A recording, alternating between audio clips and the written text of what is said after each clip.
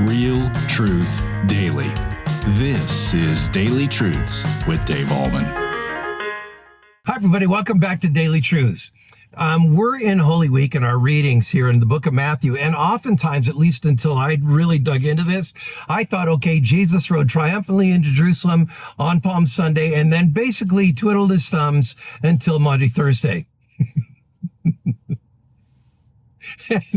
And I'm a pastor, and I thought that. I never really put all this stuff into context. Jesus was very busy between Palm Sunday and Maundy Thursday. I mean, he cleared the temple. He taught on parables of the tenants and two sons and the wedding feast. He had a discussion about taxes. He discussed the resurrection of the dead with the Sadducees. He talked about, rendering under Caesar the things that are Caesar's. He talked about a lot of different things and had many different conversations with a lot of different people. And finally, we come to this. Oh, and he talked about the great commandment, right? To love the Lord your God with all your heart, soul, and mind, and your neighbor as yourself. I mean, he had really dynamic conversations with the religious leaders, and all of that exacerbated his crucifixion. I mean, it brought it on because these guys were so convinced that he was a false Messiah, right? And even the declarations that he made,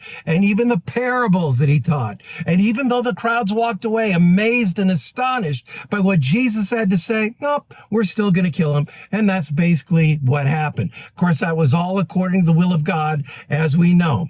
So this is probably maybe Tuesday or Wednesday of Holy Week when it says this. Now, while the Pharisees, this is verse 41, while the Pharisees were gathered together, Jesus asked them a question, saying, what do you think about the Christ? Basically, he's saying, what do you think about me?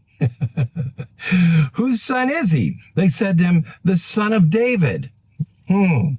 So Jesus basically was saying, do you believe the Messiah will come out of the line of David? And the Pharisees said, yep, he sure will. Now, what's the declaration of the son of David all about? That means that Jesus was a descendant. The promised Messiah was a descendant of David. That's what it means. And so that's where he got his humanity, obviously born of the Virgin Mary and all of that. He was fully human and fully God. Now, he didn't always use the power he had as God when he was fully human, right? You can think of times when he stood before Herod, and Herod wanted him to perform miracles, and he didn't do it. When he was on the cross, he could have jumped down from the cross and saved himself, and he didn't do it. When he was asked what's going to happen, when's the end times going to be, he said, according to his state of humiliation, I don't know. All these different things indicated that he was human. Obviously, he ate, he slept, he drank, he walked, he talked, he did all the things that human beings do,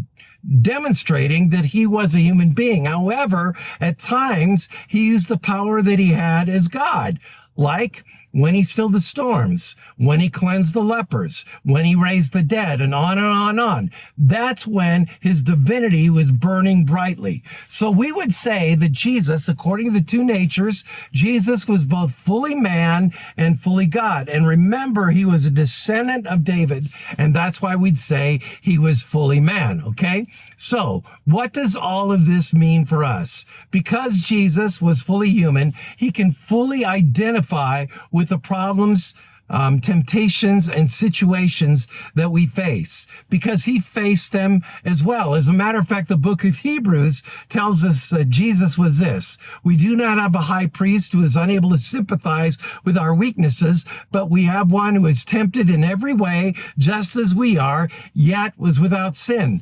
Therefore, we can approach the throne of grace to receive mercy and find grace to help us in our time of need. What is that saying to us? That's saying Jesus understands the problems, trials, difficulties, and temptations we go through because he was and is human. The marvelous thing is when we call upon him and we talk about our frustrations and we talk about our pains, instead of saying, get over it, he can say, I understand.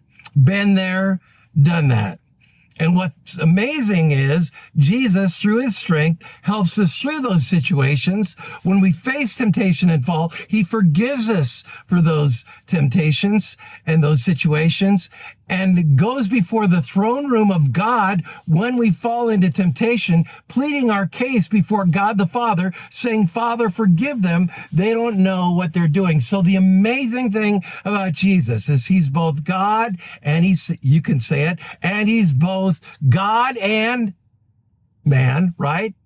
And because of that, he fully understands what we go through when we go through it, because he went through the same thing. Isn't that comforting?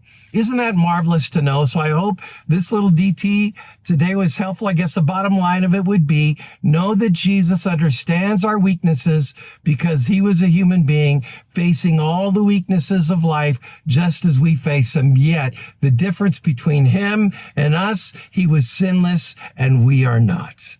All right. Have a great day in the Lord Jesus Christ. And that is today's Daily Truth. Thank you for tuning in to Daily Truths with Dave Allman.